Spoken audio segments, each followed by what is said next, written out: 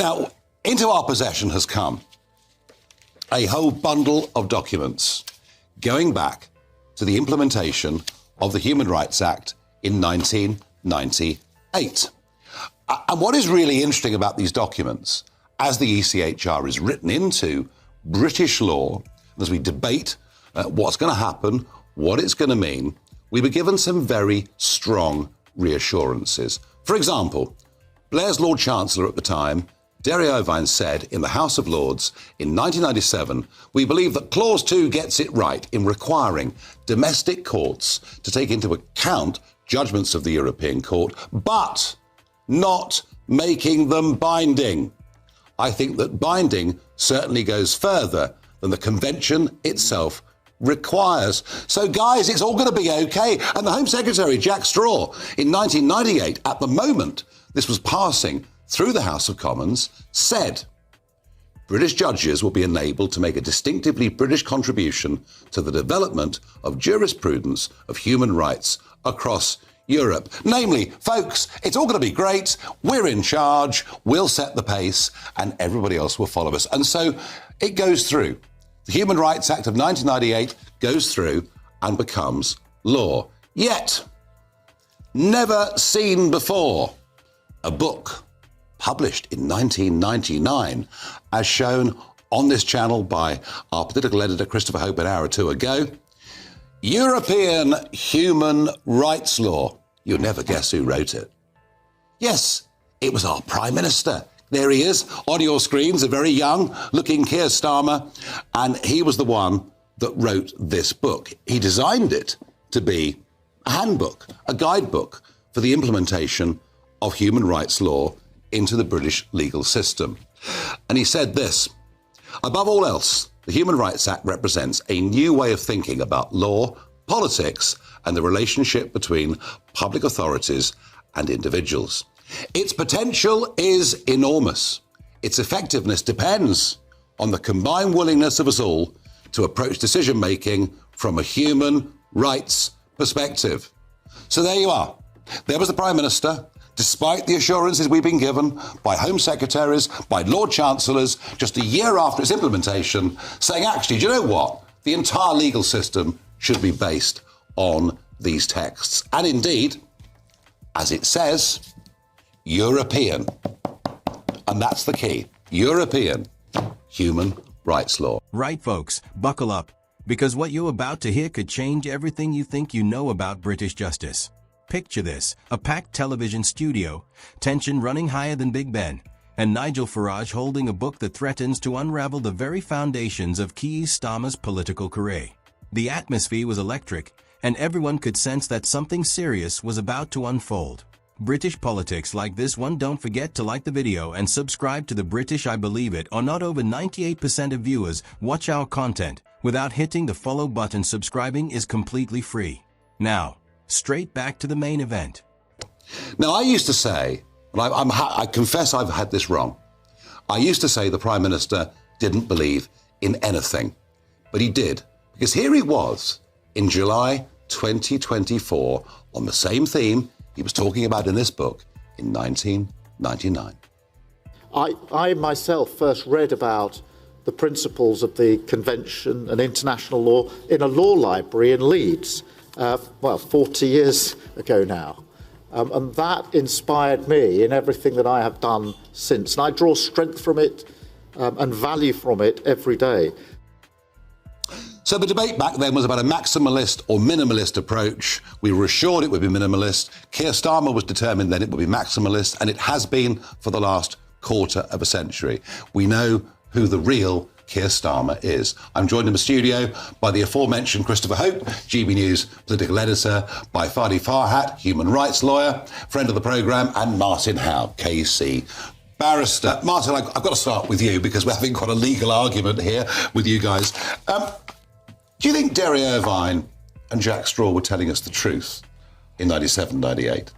I think they were naive in believing that by writing a statute saying that you must take into account Strasbourg judgments, that it would not lead to our courts really slavishly following them. And that was really confirmed by a judgment a few years later in a case called Allah by Lord Bingham, who said that in approaching Strasbourg court judgments, our courts must, in effect, follow them, do no more, certainly do no less than Strasbourg. And Fadi, I mean, you're in general a supporter of these concepts, but this has got. I mean, we were given assurances that this would not affect effectively our judicial sovereignty, but it has in almost every way, hasn't it? It has. It certainly is, as Keir Starmer said, a new way of thinking about law and politics. But I would argue that overall, it's empowered many segments of society. Look at the system beforehand. Often we talk about the common law, and we always, before this entire framework came in, we had the common law. What was wrong with the common law? So here we are, back in 1998. Tony Blair's government is soothing the country with warm promises about the Human Rights Act. Lord Irvine, Jack Straw, the whole new Labour chorus assuring Britain that parliamentary sovereignty would remain fully intact. They promised that Strasbourg would not dictate our laws, that British courts would stay firmly British. It all sounded very comforting at the time. But here's the problem. Those assurances turned out to be either badly mistaken or deeply misleading, because what followed over the next 20 years was nothing less than a quiet constitutional shift. Fast forward to today, and British courts are effectively bound by the case law of the European Court of Human Rights. Not loosely guided, not gently influenced, bound. The very outcome we were told would never happen is now the legal reality. And there's more to this story. While politicians were making grand promises in public, a young barrister named Keir Starmer was working behind the scenes, shaping the legal thinking that would push European human rights law deeper into the British system. In 1999, he published European Human Rights Law. Supporters like to dismiss it as harmless academic work, just a neutral textbook. That argument does not stand up. This was not a dry university manual. It was a clear framework for embedding European legal principles so firmly into UK law that removing them later would be incredibly difficult. The timing alone raises serious questions. British politics like this one. Don't forget to like the video and subscribe to the British I Believe It, or not over 98% of viewers watch our content without hitting the follow button. Subscribing is completely free. And that brings us to the moment that lit up television screens. There's Starmer sitting opposite Nigel Farage, likely expecting a routine Brexit-style exchange. Then Farage produces that very book and holds it up for the cameras. The studio fell silent. In that instant, years of careful positioning as a calm, practical leader began to unravel. That book became evidence of a long-term effort to strengthen European legal authority over British democracy. What followed was explosive. Legal experts and politicians clashed over Article 8, the right to family life, a provision frequently used in challenges against deportation. Some argued it could be fixed while staying within the ECHR system. Others, Farage most loudly, said that idea simply does not work. You cannot meaningfully limit a system while remaining under the authority of the court that interprets it in the broadest possible way. This goes far beyond legal debate. It cuts to the heart of who actually governs Britain. Is it Parliament, elected by voters and answerable to them, or judges in Strasbourg interpreting rights in ways the public never voted on? That was the question forced into the open. And Starmer had no clear response. Just familiar phrases about international duties and human dignity. The consequences are huge. Immigration control, national security, criminal justice, all of them run into ECHR limits. And now, the man who helped shape that legal structure sits in Downing Street, claiming he can secure borders while keeping Britain tied to the very system that restricts that power. As expected, the reaction online has been intense. Legal scholars, politicians, and ordinary people are starting to question what they were told for years. Many now believe this was never just about protecting rights. It was about shifting power away from democratic institutions and placing it permanently in the hands of the courts. Okay, but here's the key difference, I think, between the common law and the ECHR. The common law, its biggest boast was that you are free to do whatever you want unless it's prohibited specifically by law. Yep. So unless it's illegal, you can do it. Yep. which itself was a revolutionary way of thinking, because other systems around the world had it the opposite way around. You could only do what the law permitted you to do. But those aren't real rights or freedoms, because the common law was residual in nature. It's the leftover after law. It means that the law can take it away at any point.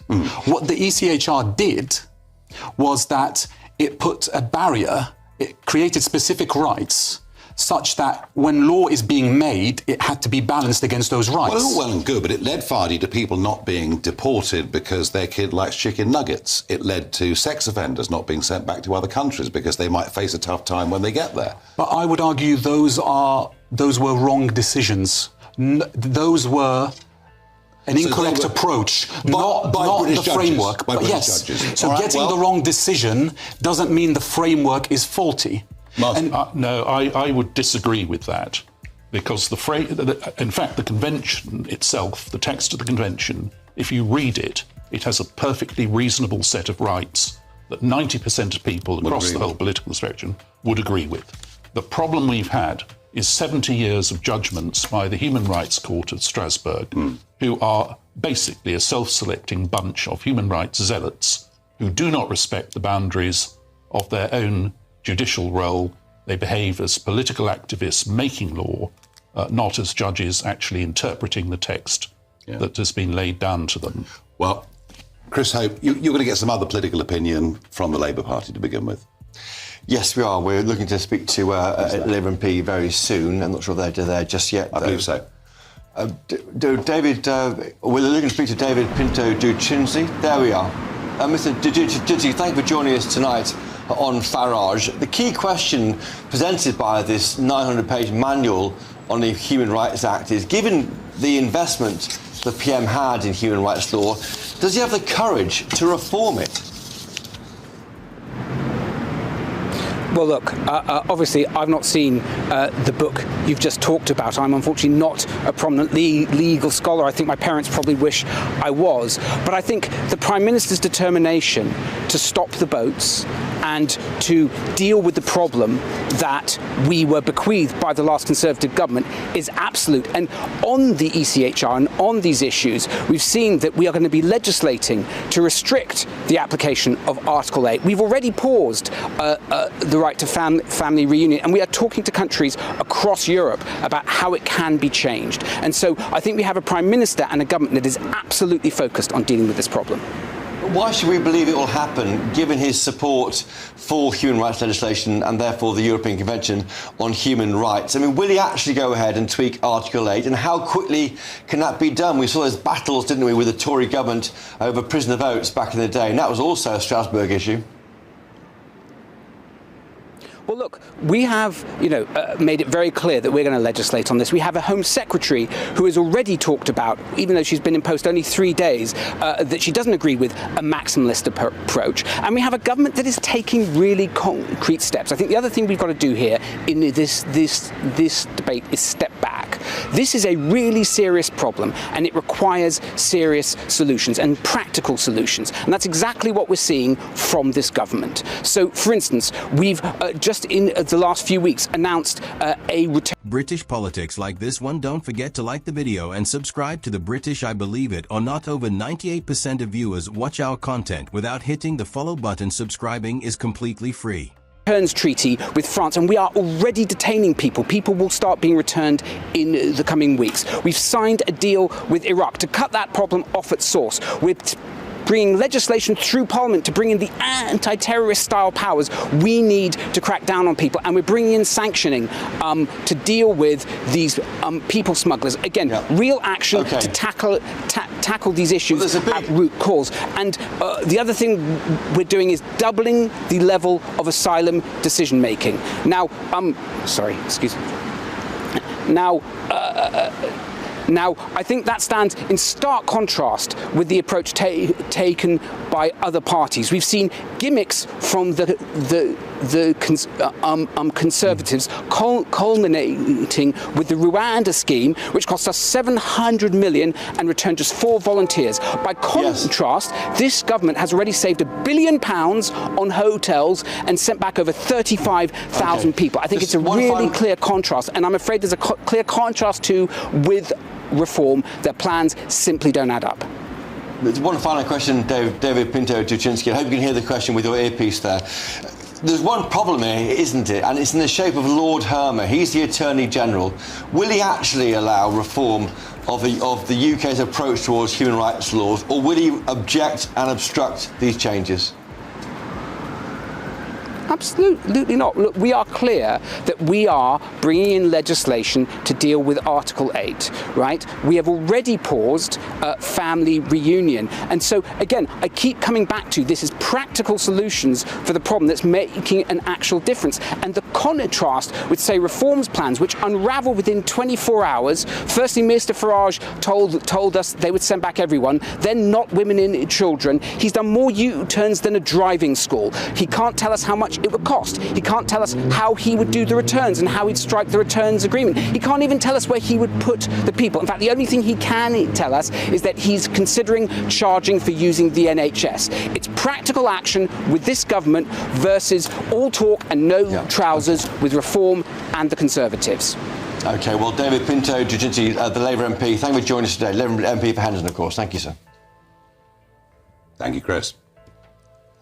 Well, I'm absolutely convinced that without leaving the ECHR, without removing that weapon from British judges, we'll never stop the boats. What say you, Fadi?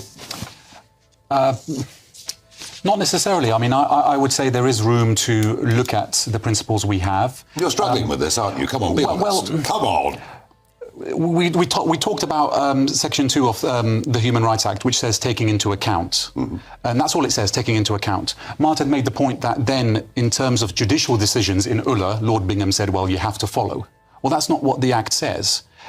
So if we're talking about parliamentary sovereignty and taking back parliamentary sovereignty, then why isn't that asserted? Why doesn't the hand of Parliament's legislator make it clear that Section 2 means taking into account? Let me just ask you again, very quickly. Can we stop the boats if we stay within the ECHR with our current judges? You might not be able to stop the boats. Thank you.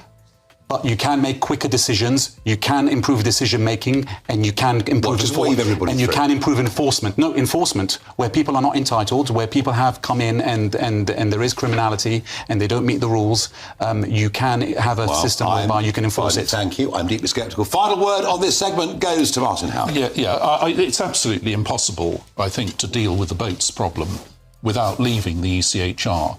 I mean, I see the government is now proposing measures to sort of finesse the interpretation of Article 8 on family life inside the UK.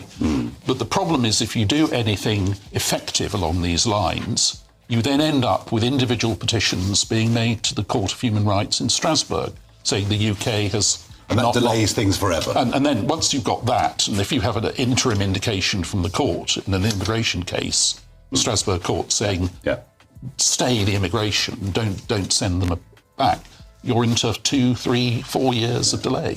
Gentlemen, thank you very much indeed.